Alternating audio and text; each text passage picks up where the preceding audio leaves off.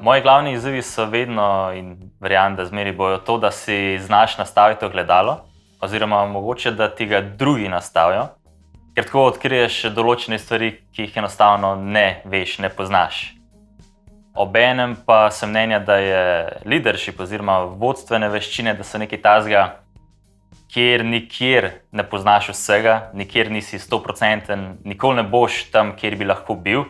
In se rad tega dnevno učim, nadgrajujem in to se mi zdi, da se potem tudi v poslu zelo pozna.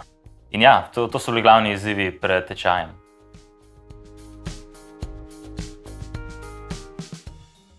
Leader in Flow je bil super zaradi tega, ker so noter ljudje, ki jih ni strah dati feedbacka, realnega, iskrenega. Pomagajo ti do tega, da se izboljšaš sam. In orodja, ki jih Leader in Flow je dal, so v bistvu naredila še en korak naprej, dodala to, kjer mogoče prejšnje veščine ali ogledalo tudi ne pomaga in rabiš v bistvu neka orodja, da ti pomagajo priti do cilja, ki je mogoče najprej nekje ga ne vidiš, je v megli in tako ga pa lažje dobiš in pomagaš pri rasti.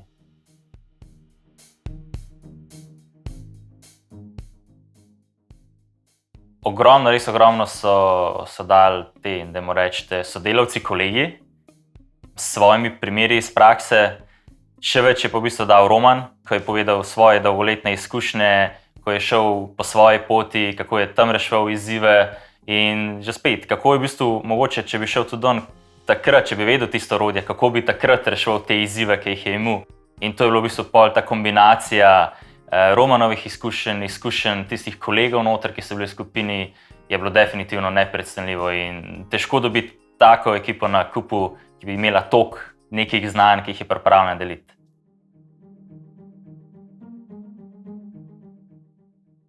Že v bistvu od takrat, ko smo se razšli, smo se kar s parimi dobili, predebatirali kakšne stvari, se dobili na kosilu, čisto take sproščene debate.